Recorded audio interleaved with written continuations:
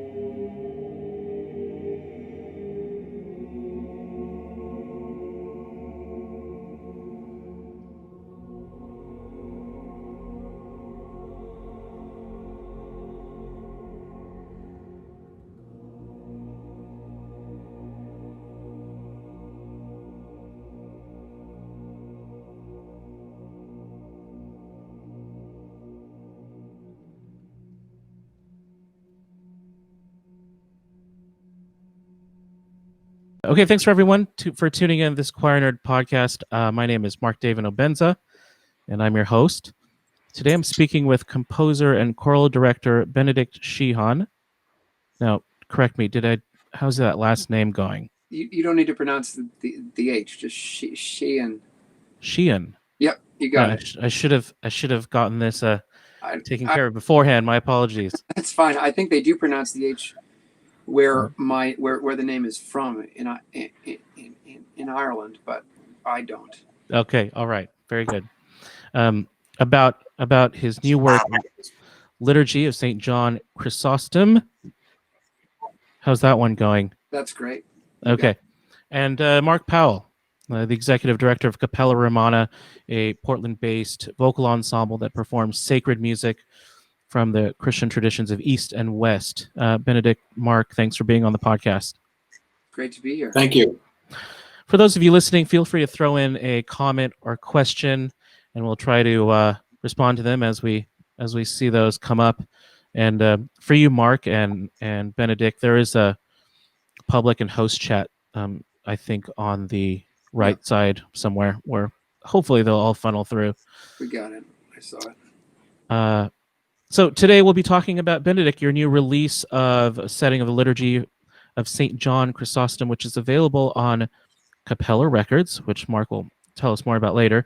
There was a brief preview of the music if you caught it earlier today, but we will share with you, assuming things don't break, in a few minutes, so you'll get a little flavor of what's on that disc. I've included a link to it in the comments, so I hope you'll have a look at that, and you can peruse and browse the music and buy it for yourself. Benedict, why don't we go around and sort of talk about it ourselves? Benedict, why don't you go first? Why don't you tell us a little bit about yourself? Sure. Yeah, I'd be glad to. But before I do, I would like to announce to your audience that I do speak with a stutter, and I explained to everybody that this thing I do deliberately to get attention. It seems to be very effective, so I've never stopped. No, it's not deliberate, of course, but I do, and so it's not your imagination, and I will continue to do it whether you want me to or not. So if it takes me a particularly long time to say a thing, you can go take a break and have a cup of coffee. It'll be fine. So yeah, about me, I am a composer, as you said, and a conductor. I live and work at Saint Tikhon's monastery and seminary in northeastern Pennsylvania, where I'm the artistic director of the St. Tikhon Choir, among other things. I teach at the seminary. I have been a church choir director in the monastery church. I've been at St. Tikhon's for the last 10 years, in more or less the job I have now. And I've been a church choir director in the Orthodox Church, which is so I speak of the Orthodox Church. It's the Eastern. It's the Eastern Orthodox Church, like Greek Orthodox or Russian Orthodox. I've been a church choir director in the Orthodox tradition since I was 15. I think, I'm not sure who thought it was a good idea to make me a church choir director as a 15-year-old, but I'm not sure it was helpful to them at that time, but it was certainly helpful to me, because it got me started on the path I now am continuing on. I'm married. I have 7 daughters. No, that I did not misspeak. I have 7 daughters, and they range in age from 19 to 3. And in fact, my 19-year-old is currently a music student now at Portland State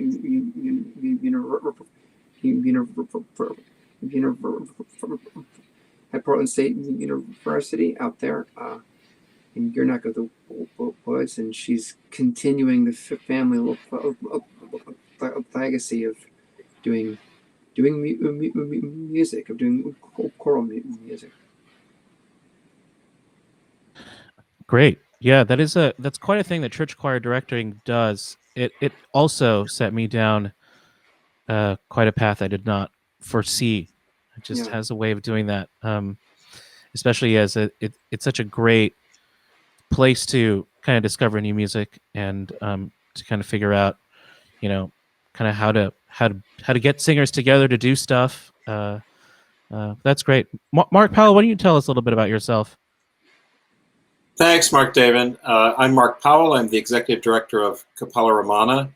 I'm also a singer, and actually, I'm one of the singers on the Sheehan Liturgy release. Oh, I didn't know you So were I had on the that. great pleasure of singing on that project as well. I'm trained as a singer and as a musicologist. I've been the executive director of Cappella Romana since 2001, so I've had a long history with them. And actually this fall, I celebrate 25 years with Cappella Romana as first as a singer and then later as both a singer and administrator. And I live in Portland, Oregon. Great. So today we're talking about Benedict's, your new work, which was just released. It's a setting of the Liturgy of St. John Chrysostom. Some of you may have heard a little bit at the beginning, but we'll play a little bit in a few minutes. But Benedict, you want to tell us a little bit about the choir that's singing your music on this disc? Yeah, sure. In 2015, the abbot of St. Tikhon's monastery and I put our heads together, and with the thought that we need to form a professional ensemble under the auspices of St. Tikhon's monastery that can do bigger works than a church choir would be able to do, and a choir to make recordings and to help kind of push the Orthodox tradition forward in America in the 21st century in the English language. So this is all kind of new territory relatively speaking for Orthodox church music. It's not brand new. I mean, there's been orthodoxy has been in America for some time, but it's only relatively recently that we generally are singing music and serving our services in English all across the board. So we created this choir in 2015 as a kind of a way to help to move the ball forward a bit and to try to reach a new artistic level for this for an Orthodox institution in America. You better answer that. It's so I believe that we are the first. I believe that we're the first pro choir connected with an Orthodox monastery in America. So we're breaking new ground in that regard. And the singers come from all over. They come from all over the country. There's actually, I think, a few from Canada, so about half the group, I would say, have some connection to the Orthodox Church, and about half the group, this might have been their first project that involved an Orthodox institution in some way. So a number of them are people that are either former students of mine from the seminary or colleagues of mine in the church. A good proportion of them come from New York or from the New York area. And then, people from all over the country. There's actually, I think, Mark, you can tell me if I'm wrong, four or five singers from Cappella Romana. They're brought together by a love for beautiful choral singing, and a lot of these people in the group are the best at what they do, and so it's really a privilege for me to be able to work with them, and to be able to to invite them to sing my music. It's a pretty great experience to stand in front of a choir like that and get a sound like they make. Mm-hmm. So, yeah. That's great. It always feels like you guys have your act together. I mean, the being able to pull singers from all over the place, and a Cappella Romana, you've done a ton of work outside the U.S. and inside. It just feels like I don't know where these. Well, to put it bluntly, how you get the resource to do that stuff. I mean, that's just what a luxury to be able to pick and choose people, fly in people from all around the world. I don't think there's anything like that in like the Western Christian tradition, at least in the U.S. that I'm aware of. Oh, there is. You just have to look around. I mean, a lot of the choirs, I guess, maybe meaning connected to a church. Yeah, that's a good point. I mean, I know plenty of churches in New York that draw from a pretty stellar pool of singers, but most of them have to be from New York. But I'm sure there's some that fly people. I mean, it's like not like we fly people in for every service or anything near that. It's project based, and so we plan a big project, and we plan it 12 months in advance, and bring people in and fundraise for that specifically. So it's not like this is a thing we're doing all the time. So this is what we would call Slavic Orthodox choral music. Mark Powell, you want to say a little bit about that and that sort of tradition in America? Sure. I think I need to ask you to unmute. Oh, there we go. Yes. Sorry. No, I muted myself, and you have to well, I was hearing you coming through, so I was maybe like anyway. Very good.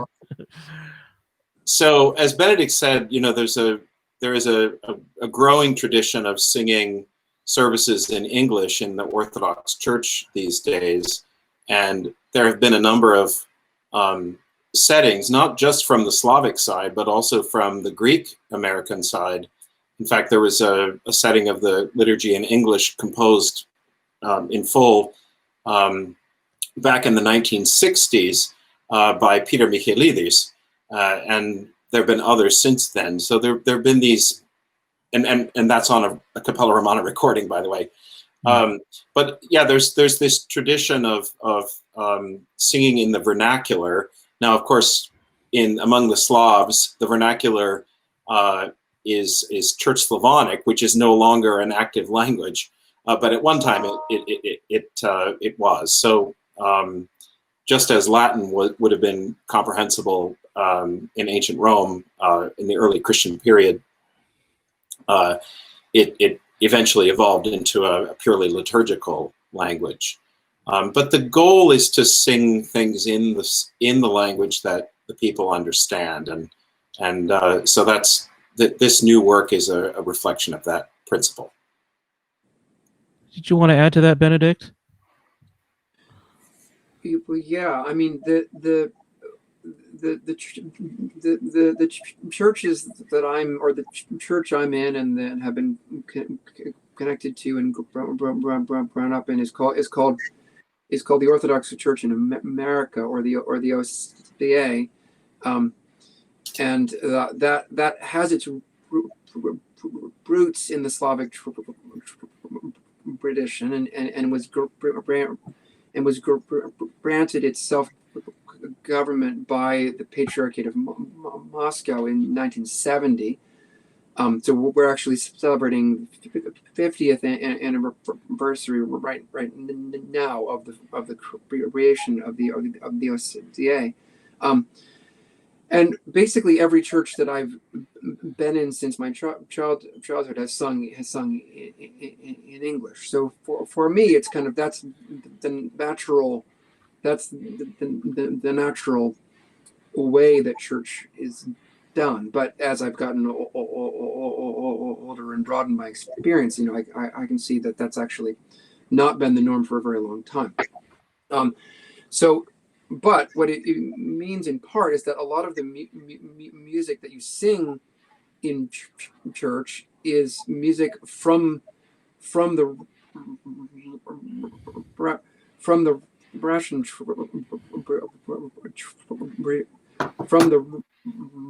Russian tradition, and has the name of a Russian composer attached to it, and was therefore composed for church Slavonic. So we're dealing with the fact that the vast majority of the music that we sing is not composed for English. There's still not a lot of that. I mean, there are more composers now. So my interest for some time has been to basically try to imagine what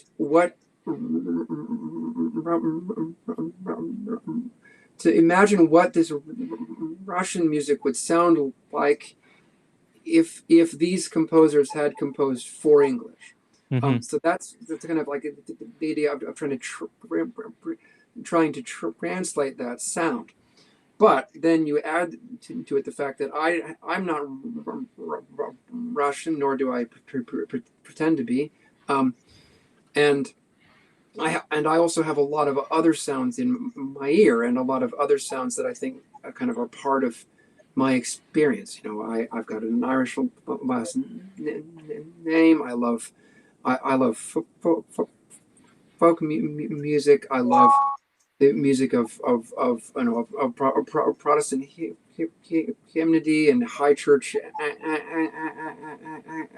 Anglican music, and so all that's in my ear and in my experience, and I think in the experience of the people who are listening. So it's not only translating the sound of this music of the Russian church, but also translating it into our experience today. And so that's what I try to do as a composer, is this idea of translating a tradition. Yeah, that's good. Well, I think now is a good time for people who are with us to listen to a little bit more of your album. This is, I'm just going to push this on the stage, and I'll keep you guys up there, but this is Holy God from your disc. Let's see. And I'm going to mute you guys and play this snippet here.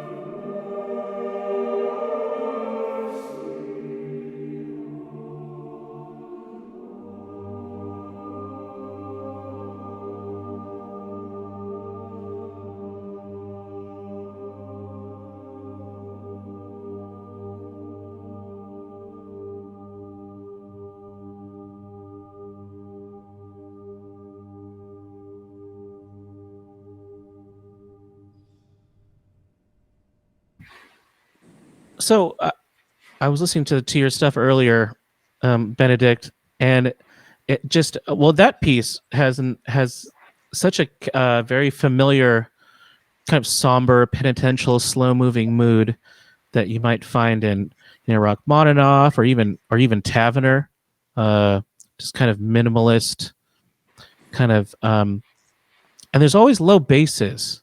There's low basses to be had in this kind of music.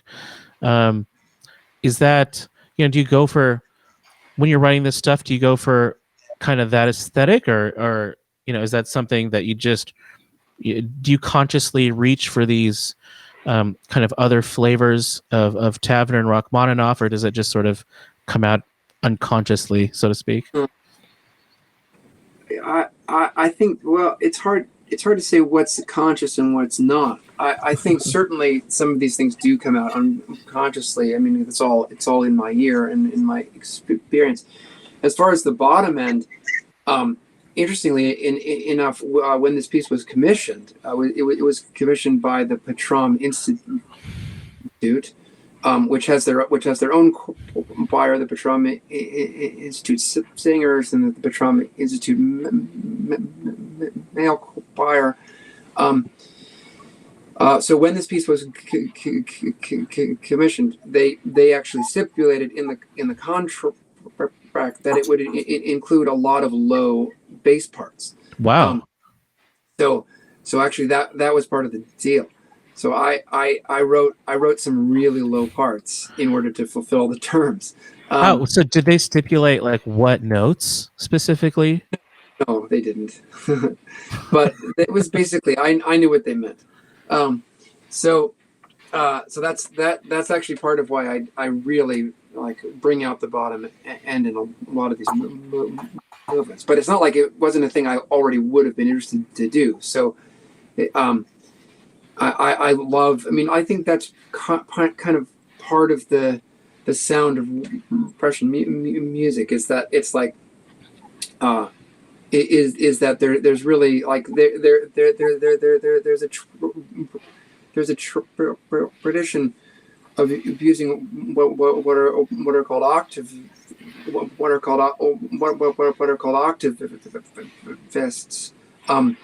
which is basically basses that sing an octave below the bass part. So it's kind of like having a contrabass in an orchestra, this is probably a relatively old tradition. I mean, it's something that you can hear in Byzantine music too, where they have a drone underneath, and then it might be that they'll actually double the drone down the octave, and it creates a much kind of richer and thicker and stronger sound. So I really love that sound. I think it's kind of inherent to a lot of the music we do. And I happen to know a number of people that can actually sing these notes. And so I brought them in, and we had four low basses that are singing like an octave below what you would expect a normal bass to do. Yeah. But in terms of this movement in particular, I mean, I like this movement for its kind of simplicity. My image of this movement was kind of to be like a round, kind of in the style of William Billings. Was kind of that was what I had in my ear at the time, and it's really only basically two chords, kind of oscillating between a G sharp minor chord and a D sharp minor chord, with all the notes in between. In between, but it kind of has this kind of 1-5 rocking movement that I think helps to create that atmosphere. Yeah, well, it's beautiful. There is something about having some low basses down there. It does open up like Pretty another great. dimension. It's very transporting. You can't, the low basses are not like sopranos in that there are, they're pretty rare. Very low basses are rare, They are and so you very really have to, until genetic engineering comes around, we have to really just mine for them wherever they yes, may exactly. be. So, who, Mark Powell, your work with Cappella Romana, it kind of sits in this. You're not officially part of a church, but you really do focus on sacred music and on the Byzantine chant stuff and this kind of music, Eastern music. How who is coming to performances of this? Are people coming to hear this music for its religious aspect, for its religious content, or something else? Sure. I mean, this is a question that all of us in this space, talk about. Anyone who's performing sacred music, whether it's from the Latin tradition or the Protestant or Eastern Orthodox tradition, there are, of course, audience members who come to hear Cappella Romana because this music is an expression of their own religious practice and identity. But we find that actually the vast majority are coming because they're curious about world culture and they're interested in knowing about their world and their place in it. So it's kind of a humanities or a kind of history-based interest. And also, of course, we have people who would definitely fit into this podcast. I mean, there are choir nerds out there who want to consume and know about every kind of choral music there is. So there's that side of it too. But I think it's really driven by a curiosity about cultures that are other than our own. And also to know that these cultures have expression here in our American context, as Benedict talked about earlier. Music in English, music that's adapted with English text or new compositions. Of course, Cappella Romana has championed a number of new compositions in English, and so there's a wide variety of people, and I suppose I'd get a different story depending on any patron who would come to hear us. Why that person is there. Yeah, I mean, I think about this all the time too with the group that I direct, the Bird Ensemble, which has mostly sort of the Western flavor of old sacred music, and there's something about the sound of this stuff I think that's really compelling. Yeah. You've heard parts of the Mass sung, a million times, but it's the sound. I think the sound world. I think that's very enticing to people. It has a sort of mystery to it. So, Mark, this stuff is released under Cappella Records. Tell us a little bit about that. What Cappella Records is, and when did that? Actually, this is my first time hearing about it, to be honest. So we're in the process of rebranding our recording label from Cappella Romana to Cappella Records, and the reason for that is that we've had actually already one small ensemble that was not Cappella Romana that we signed to our label, and now St. Tikhon's Choir is a new ensemble. There are a number of others that are kind of in the hopper in the process, and so it is Cappella Records. It is part of Cappella Romana as an organization. Cappella Romana obviously gives concerts and tours around the country and around the world.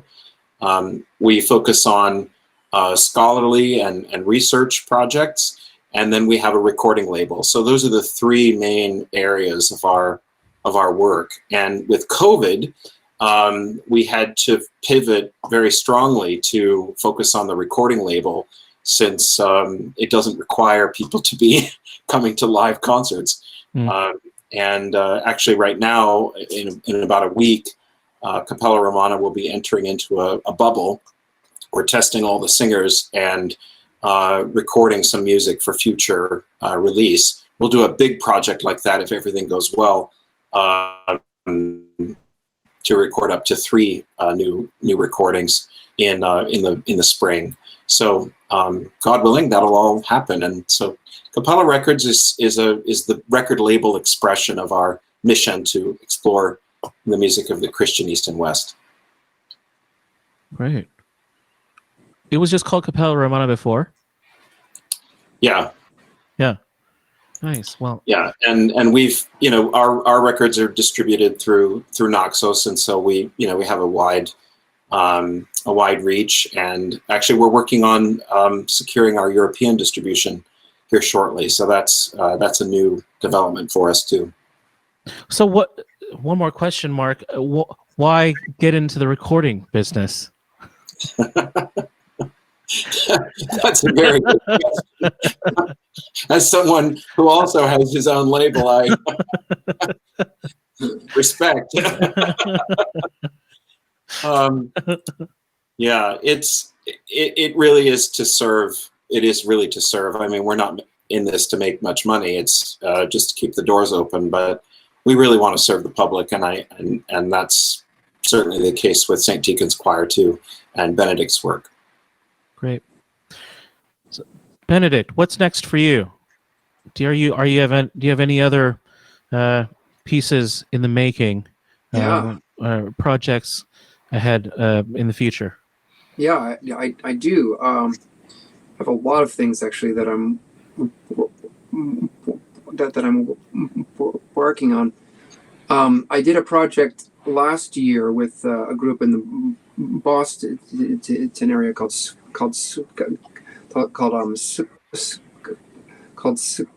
Skylark, and they released a recording in February called "Once Upon a Time" that I wrote music for. I wrote what's called a story score, where I actually I wrote a choral score to be sung under a narrator telling a story that connects then key set pieces of music together that punctuate the story. So the piece I wrote for Skylark for that recording was to connect pieces by other composers together. But just this past summer, I completed a commission for them to write the whole program, which is based on Dickens' Christmas Carol, and that I hope I've just got word that it may be recorded as soon as this summer. So that'll, I hope, be out at some point next year. I'm currently about 3/4 of the way done with Vespers, which is kind of the follow-up to the liturgy, and is a large scale kind of concert scale setting of Vespers. And I'm about halfway done with yet another setting of the liturgy, with yet another setting of the liturgy commissioned by a church in Kentucky, and that will be recorded by their church choir, and I'll be involved some in the recording process. So I'm doing that. I have a set of songs for a soprano in the DCT area that I'm going to be starting on so probably in February. And I'm also starting on a very large scale commission for chorus and orchestra. I'll be starting on that in January. So I have a lot to do. Yeah. That's about 2 years, I think. Daniel commented, Vespers, all-night vigil in the making. Yes. Well, I decided to just go with Vespers, but I'm going to set more of it than Rachmaninoff did, so it'll probably be about the same. It'll probably be about the same length as Rachmaninoff. Actually, be a little bit longer, because the all night vigil actually combines. It combines Vespers and Matins, which is how it would take all night if you actually set everything to music. And Rachmaninoff certainly didn't. If you set everything to music, it could theoretically go all night. But I'm not going to go all night. Oh, come on. Well, Benedict, thank you for sharing your work with us, and I pinned a link in the comments to those that want to own the music for their enjoyment, and I hope you'll have a listen. It's really great stuff, and look forward to hearing more of your work. And Mark Powell, thanks for joining us too. It's always great to see your Portland face, and hope you all are well. Cappella Romana, shout out. Hope you all are healthy and uninfected. Yeah. Everyone who's been reported back has tested negative, so we're in good shape so far. Oh yeah, that's good. We have got our own quarantine bubble here in California on this sort of workcation, and discovered the less invasive version of the COVID test, which was very exciting. It was a joy. It was a joy, really. So, well, very good. Well, until next time, fellas, thank you so much for sharing your time with us. Pleasure. Thank you. All right.